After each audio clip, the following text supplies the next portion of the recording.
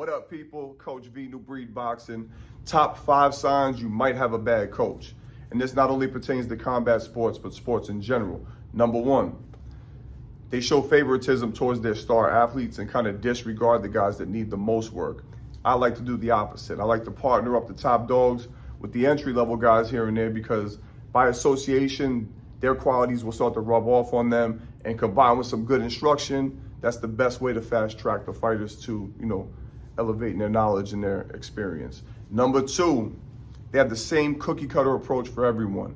Yes, we all use the same vehicle to get to the same destination. In my case, it's boxing. And there are some standards of that sport that are not negotiable, but you got to read the individual. What are they good at specifically? What are they not good at? Identify that and address that. Number 3, they overmatch you. They put you in the ring with anybody and they let you basically take an ass whooping. And that can be a make or break moment, but for most people, if it's done the wrong way, it's going to be a break moment. You're going to scare them away from the sport. I always say, if you took a 13-year-old Mike Tyson, put him in the ring with Muhammad Ali in his prime and had no restrictions on it, Mike would never have been the world champion. He would have got discouraged. He would have quit. So you got to match people up according to their experience. You can't overmatch, and that's the quickest way to scare people away. Number 4, they don't know the difference between education and motivation.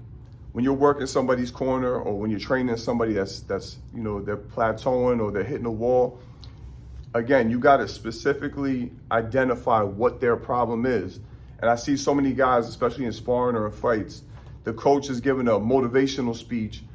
When the guy's already motivated, he just needs some technical advice, because you're supposed to be the eyes outside the ring that are going to see what he can't see and put him on to, what he's doing wrong and what adjustments that have to be made.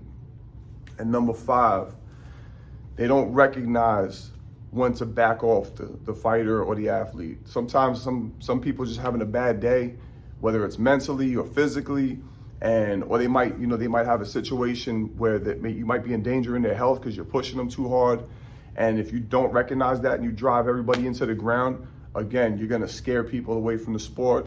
And for the ones that do stick around, it's just going to be a longer process for them when they're dealing with a guy like that. So anyway, those are my top 5.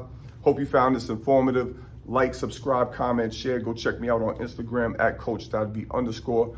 Put your comments in the comment section. Let me know what you think. So the next time we up out of here. Ow.